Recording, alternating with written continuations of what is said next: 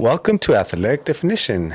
I am your host, Coach Ray Z, and thank you for joining me on my 1 year anniversary special. In the audience, thank you.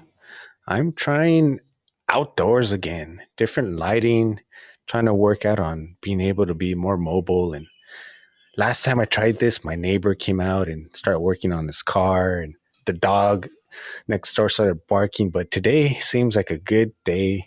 And I'm like, it's beautiful. Yesterday was actually raining, so today was a perfect day to play basketball. I started off my day playing basketball with my nephews and my son and his friends and all their friends. I would say they range from age 16 to 25, 26. And so I'm running around with all these youngsters, trying to make sure that they know I'm still there, keeping active with them. You know, I realized many years ago that as my son grew taller than me, because I'm 6 foot tall, my son's 6 foot two, and I knew he grew taller than me. I think when he was like 13, so he started like talking to me and being like, "How does it feel, Dad, to know that I'm taller than you?" And I'm like, I could still whoop your butt. And he just really enjoyed being taller than me, and he thought he'd be a pro by now in the NBA. And I could still beat him. So I like to remind him and all my other nephews, from the 16-year-old who's still kind of learning how to play the game, to my other nephew, Remy, who he's good, and then my son, of course, and then their friends, and they've all known me for years. So some of their friends even call me Theo Ray. So that's pretty much what I did today. Like I said, it was such a beautiful day. I didn't really come out here with anything planned. I just wanted to see if I would get maybe some audience participation and people could come up and just pretty much chit chat. Many different subjects to talk about. But if not, I have a couple things I wanted to mention. First of all, since it is my 1 year anniversary, I've never podcasted prior to Fireside. It's something I had in mind to do for a long time, but it was pretty difficult to get started. I had a little bit of equipment, but not really what I needed. I had more DJ equipment, and so there would be the cost. And then also just getting used to practicing speaking.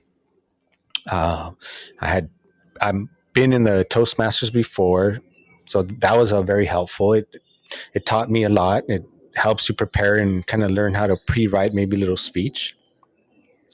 And then living in California, I always like heard about, oh, you should try acting, you should try this, you should try modeling. And so I tried acting. Not that I took any acting classes. Well, actually, I did. I started taking a couple just intro classes and never did nothing with it. But when when things got tough, I couldn't find any work. I ended up going to TV shows, and I started getting a lot of TV shows in Spanish. So I've done like 5 TV shows in Spanish, and in English, I just got like some extra work. Nothing major. But I have been in a number 1 movie in the United States. I was in the NWA movie. Uh, I was in the concert scene. That was fun. I didn't get paid for that one. I just went and I did that one, because growing up in LA, listening to NWA, I was a fan. So it was really fun.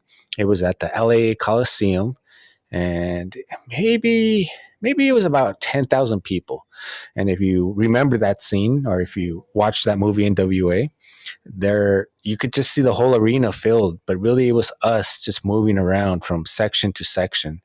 And they were whoever did their wardrobe, they were really on point, because they would be like, hey, take off that hat. That hat was invented by then. Or make sure no water bottles, because there was no water bottles in the 80s. And even brands are like, turn your shirt inside out if you want to stay, because that brand was not invented. Because then when you're looking at a movie and you're like seeing things that weren't even created, like cell phones, and they're trying to replicate like the 80s, it just doesn't fly. So it was a really fun experience. And we got to go to that part, the fuck the police, which is in the concert scene right before the cop, and there was police in there watching. And I don't know. We got to do it like over and over and over again, and like flipping them off. It was without getting in trouble. So that was pretty interesting. It was just all part of the movie. And with all those experiences that I've had, I feel that it's kind of led me up to, podcasting, because Fireside took podcasting to another level. I think podcasting has been around maybe like 20 years, which is like, okay. And barely some people are learning about podcast, and, they listen to it. And then, Fireside did kind of like the whole video thing, which is different. And I think a lot of people are kind of thinking Zoom. And since the whole pandemic, I think a lot of people that didn't use Zoom started using Zoom, and they're kind of like, oh, well, I'm on Zoom all day at work. But not understanding that it's not like just a Zoom, because this one, you don't have to come up, you don't have to be on video. You could just uh, leave a message. You could just clap with an emoji. You could, interact if you want. So that's the whole difference. And on camera, you could have up to 4 people. So it's not like a whole Zoom meeting, which I've been in some rather large ones where you go into breakout rooms. No, this is more intimate, and it's really catered and designed for you to create, a show. So to me, it's like, since this has never been done, I think uh, a lot of people are still like trying to figure it out, because since it's something different, I'm sure when YouTube first came out and everything else, people were like, they got it, but they didn't really get it, and then everything kind of evolves as well. So I mean, from going to just audio to video, and the interactive with the emojis and everything else, so far I'm like, it couldn't have been a better time. I don't think probably would have been ready. It is a lot of uh, preparation that I do for my show. I am like the producer, the writer, the lighting, the editor, the pretty much everything. And if it wasn't for me being passionate about fitness and working out, I wouldn't want to keep doing it. But for me, I'm always like kind of looking up, like, oh, what did happen in fitness, or what happened in sports, or what's the latest tech, or how good is this watch? So to me, it's like I'm just sharing something that I would look up already, and you know, I'll, it'll take a while, but to the people who enjoy working out, or maybe just kind of enjoy those latest gadgets and trends, it might be something that you enjoyed. So in 1 year I have produced, this is my 100th and 11th episode with no prior podcasting experience. I was able to reach all 50 states in the United States and 64 countries worldwide, which for me is incredible, coming as like a kid from Azusa, California, which most people have not heard of Azusa. I think it's been on like one cartoon from the Looney Tunes, where they're going to Burbank. It's the train, and I can't remember the character. He kind of looks like Goofy, but like a bigger version. And he's like, now going to Burbank, Azusa, and somewhere else. And then the Animaniacs named them in their cartoon. And then besides that, there's like, and I'm going to do a show on athletes, but really there's 3 famous people out of Azusa. Uh, I'll start with the third known. In the city of Azusa, we have 2 high schools. We have Gladstone and Azusa High.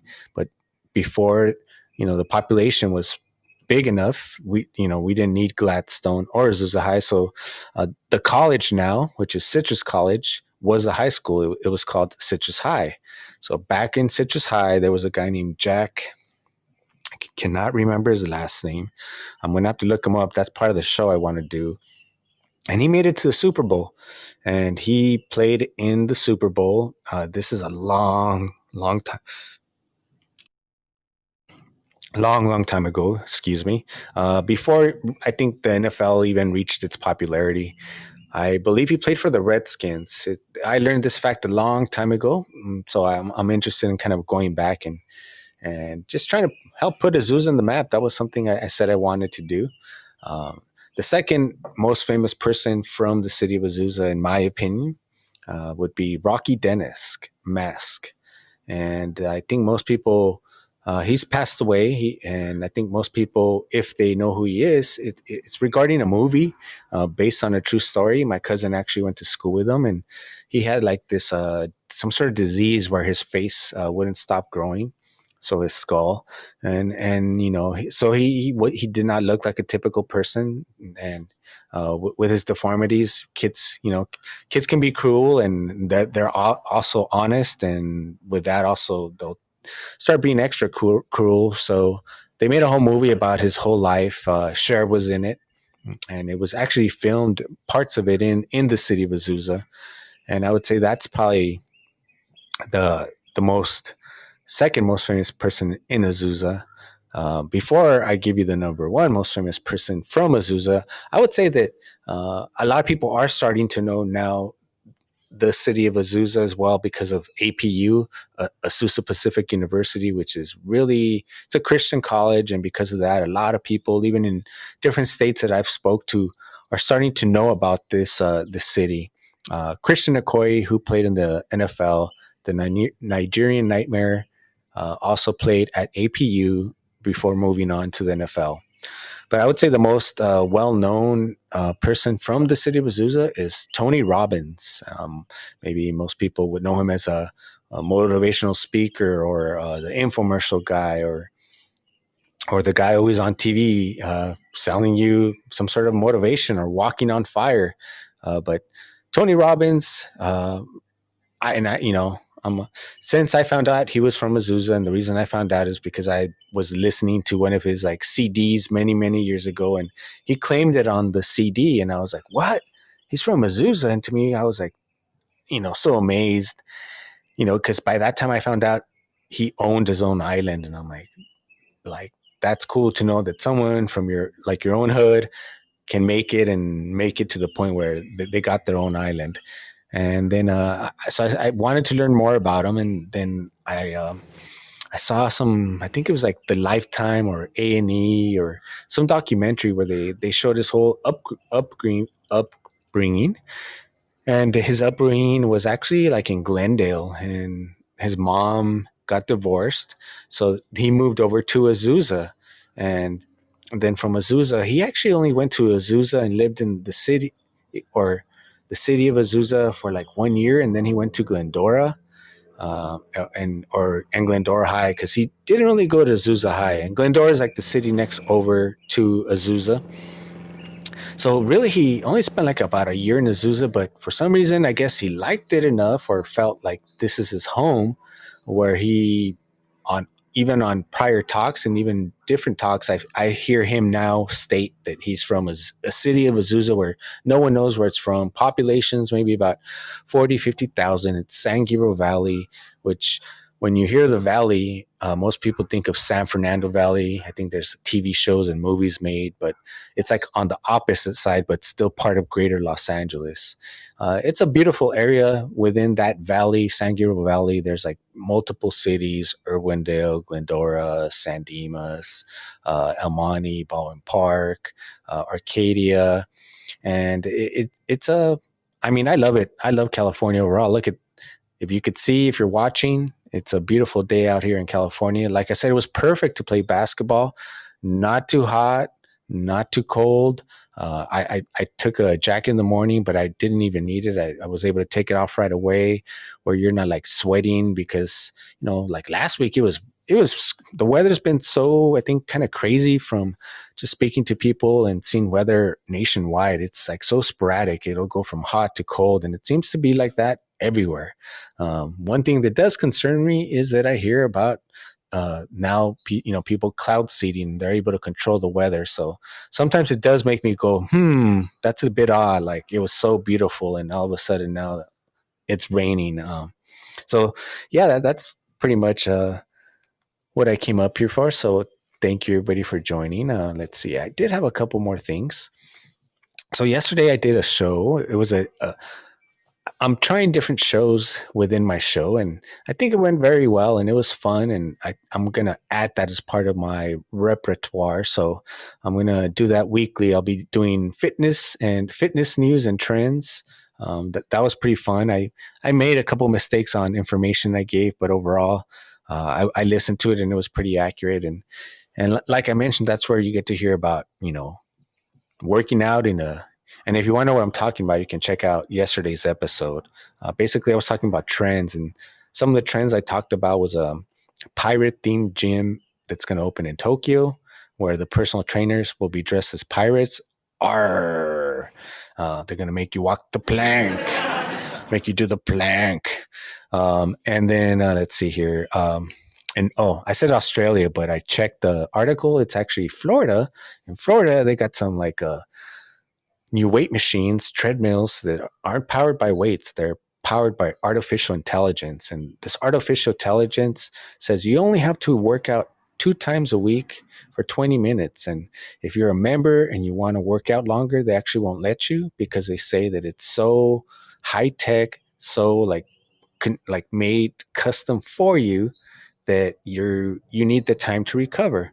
So that's something else that was in the news. I mentioned I forget the actor's name now from Law and Order, that he likes to work out naked and he doesn't like to close the curtain. And he says his wife will join him sometimes, but he prefers to work out naked alone. And then it went dun dun.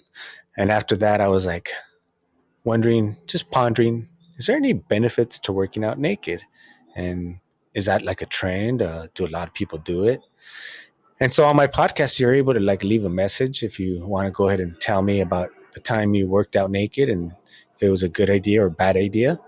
And I thought I had never done that, because living on your own, sometimes you get out of the shower and you'll like lay down and pass out, wake up, you're naked, but it doesn't really matter because it's your own place. If you have roommates, you don't want to do stuff like that, but. Uh, Even when I lived on my own, I never worked out naked. So I just thought that was so interesting. But he's 61 and in pretty good shape. Um, the only time that I did recall is I just to say that I did it once. On World Naked Hiking Day, deep in the jungles of San Gabriel, Los Angeles forest, where there was no Wi-Fi. I tried naked hiking for like a minute just so that I could say I did it.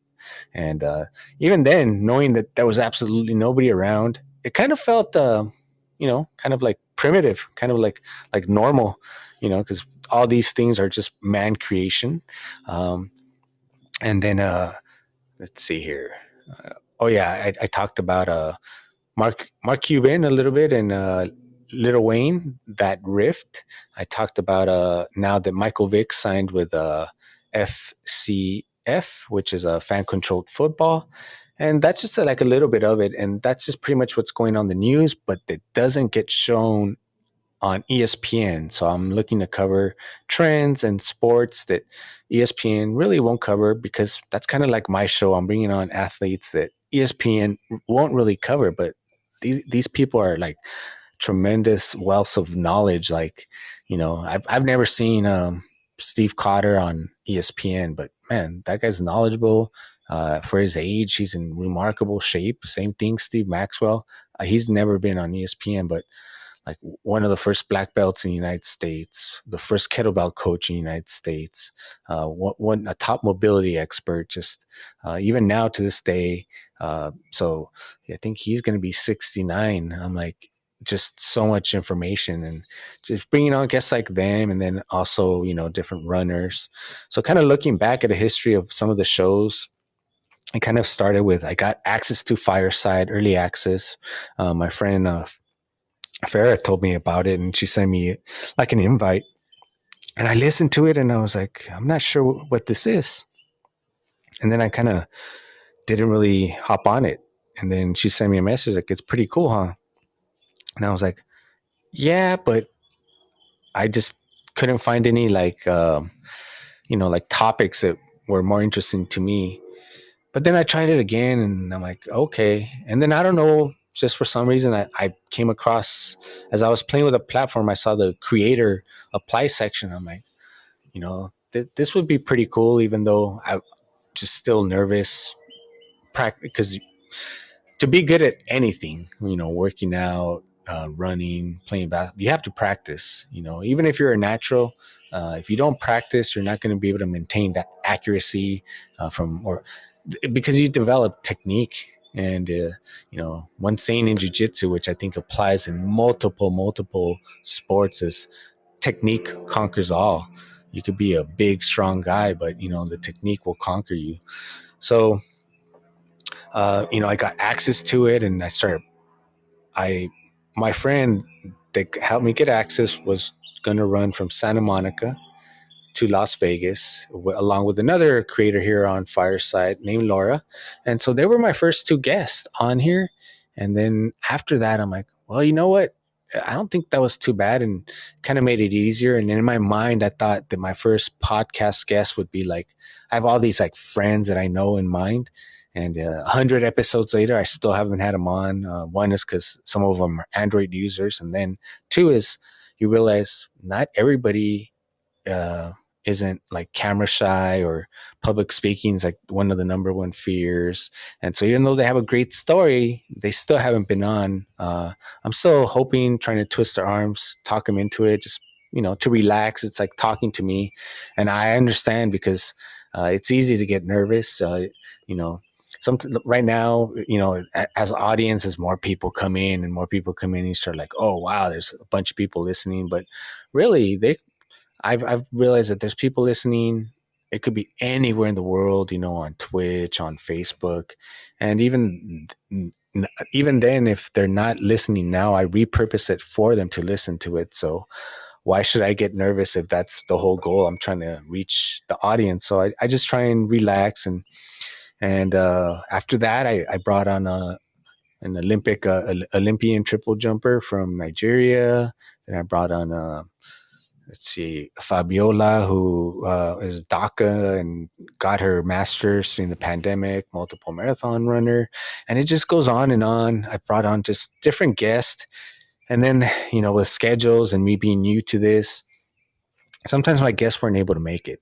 So I didn't want to just not have the show, because I'm not Joe Rogan. I don't have that audience. So for me to build an audience, I have to be consistent. So I said, okay, my show started off with, it was just going to be Thursdays at 6 p.m.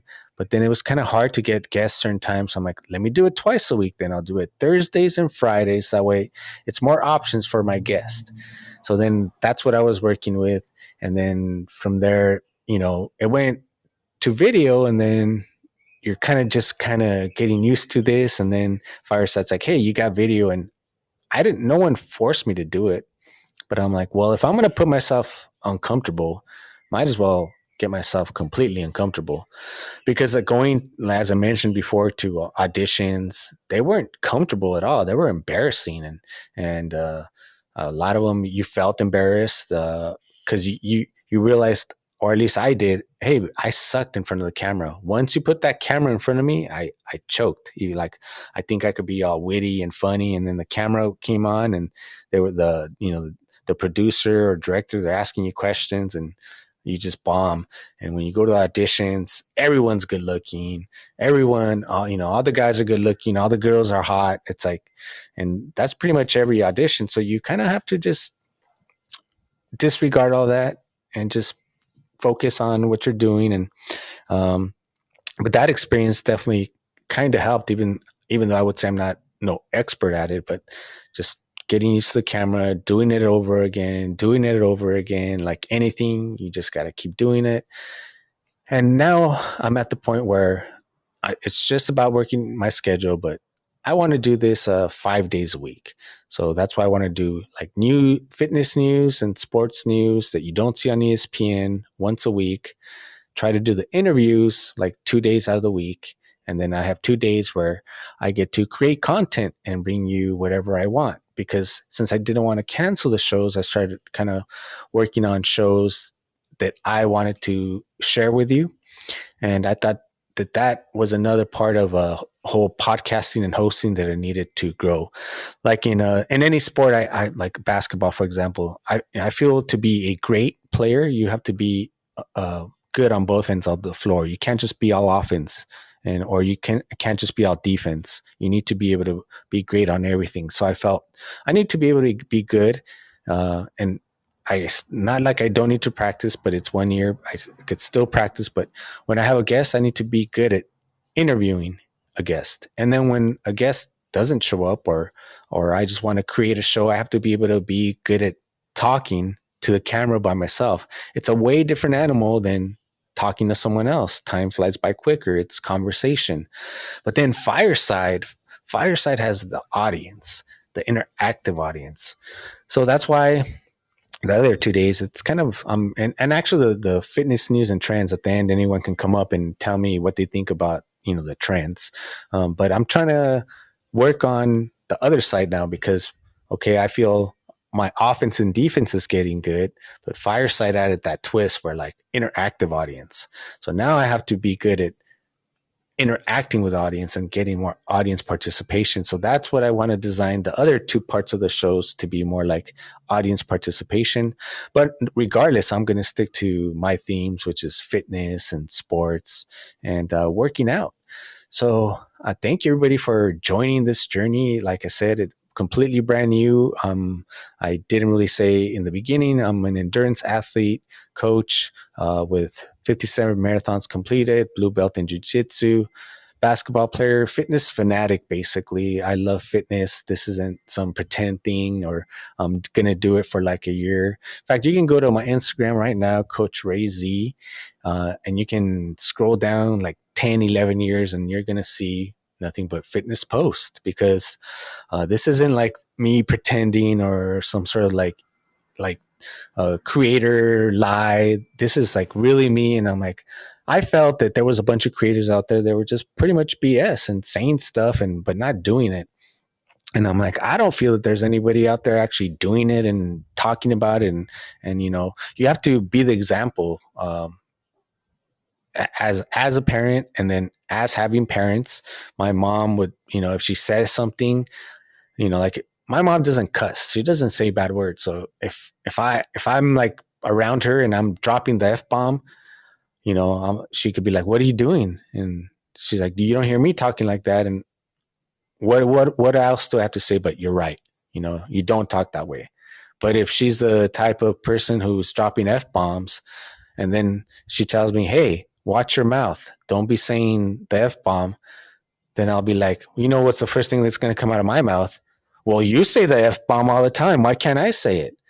So you have to be the example. And I'm like, too many people are just talking about it and not, being about it. And I'm like, this, and also for everyone listening, just know that this isn't, I was never a super athlete in high school. I was picked last a lot of times. I got cut from teams. So you don't have to be no super athlete. You don't have to be recruited to just want to work out and live a healthy lifestyle and be able to be mobile and play with your grandkids. It has nothing to do with that. And the percent I've done shows where the percentage of people that are going to make the NFL, the NBA, the MLB, just go pro in anything. It's so small. It's like the percentage of just based on the population, the people.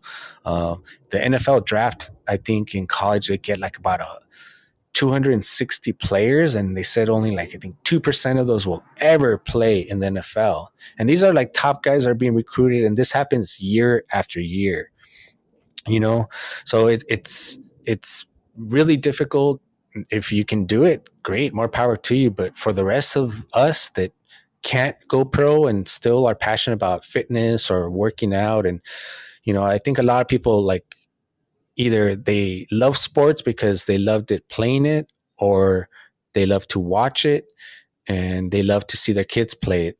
But I feel that as we get older, I notice a lot of people will stop playing the sport that they do love to watch. And maybe some sports like baseball is kind of hard, but I think that, if you're passionate about, like, I know guys that are like watching basketball all the time, but won't go play. And I'm not really quite sure why, I mean, everybody, you don't have to play basketball, but, uh, when I watch basketball, I get inspired by the game, the players, especially when they're good. Like I was watching the game yesterday.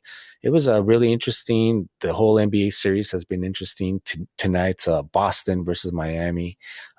Boston tied up the series, and now it's going to be in Boston. It's going to be close. Boston kind of seems to be a little bit more talented, but I think that I'm rooting for Miami because they made it to the finals during the bubble, which I thought was really, really difficult. Not having any fan support, just playing.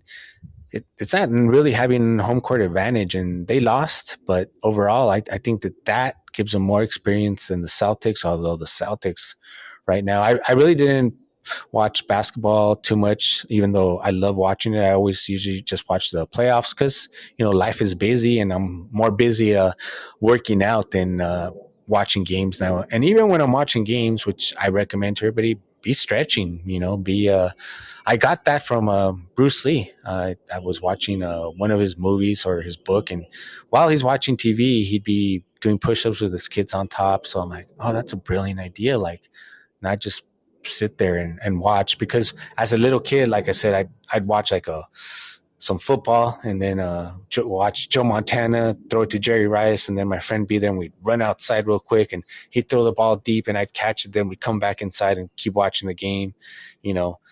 So things like that, just to keep it fun. Always just stay excited about working out and passionate. So this has been episode 111 of Athletic Definition. 1 year in podcasting, 1 year on Fireside. This is a whole new journey for me, really a growth process. I really have enjoyed it. Looking forward to more variety solo shows, also bringing on guests as previously before. My name is Coach Ray Z, and I will see you next time. Thank you, everybody, for joining, and have a great weekend.